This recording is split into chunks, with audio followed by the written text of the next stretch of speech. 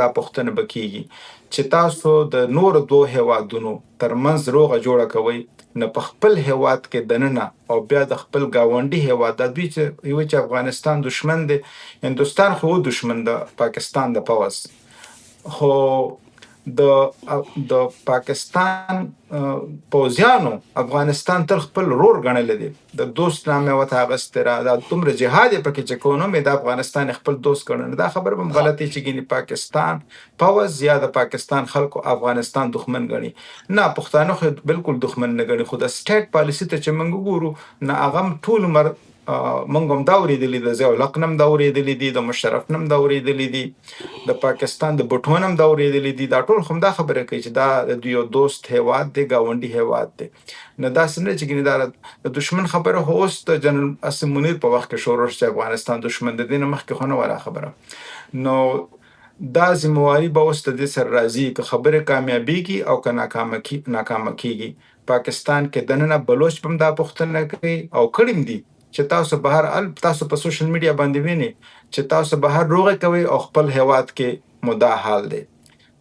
د بشري حقونو سرغړونه کېږي، بلوچستان کې خلک په زور بې درکه کېږي او د هغې شاته هم د پاکستان پوځ وي، خلک د پاکستان په پوځ چا کورونه روان شوي دي، د چا د کور غړي چې دی بې درکه شوي دي، هغه ټول راځي او د پاکستان پوځ ته ګوته نیسي چې دا دوی بې درکه کړي دي. دا پوښتنه افغانستان کې به دا پوښتنه خامخا کېږي چې تاسو بهر ځئ د نورو دوه هېوادونو روغه کوئ، موږ سره نه کښېنئ چې روغه وکړئ. نو د دې رول سره دا ذمهواریان به هم خامخا راځي، خو او په دواړو صورتو کې کامیاب وي او که ناکامه وي. البته دا زه ویلی شم چې پاکستان کې دننه کوم بنسټیزې مسلې دي هغه هم به په دواړو صورتو کې مشکل له چې حل شي. له بلوچستان کې دننه چې کومه بدامني ده، که پاکستان کامیاب هم شي په دې کې، نو بلوچ چې کوم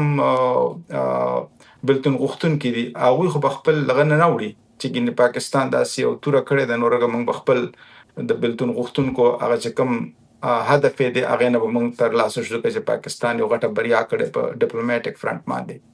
دغه شان دا دوی چې ورته خوارج وایي یا طالبان چې دي په پاکستان کې دننه هغوی هم د خپل هدف نه ګوره که په شا شي، په دې حساب به هغوی نه په شا کېږي چې پاکستان روغه کړې نو هغه موږ په شا شو. هغوی به هم غواړي چې موږ په دغه سیمو کې شریعت غواړو، مثال په طور. خو یعنی د پاکستان کورنۍ البته کامیاب نشو او به تاسو خبره راغونډه کوي او که کامیاب نشو نو بله مسله دا ده چې ګوره پاکستان داسې ده چې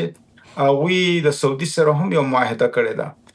نو که جګړه دغه شانتې روانه پاتې کېږي او ایران په سعودي باندې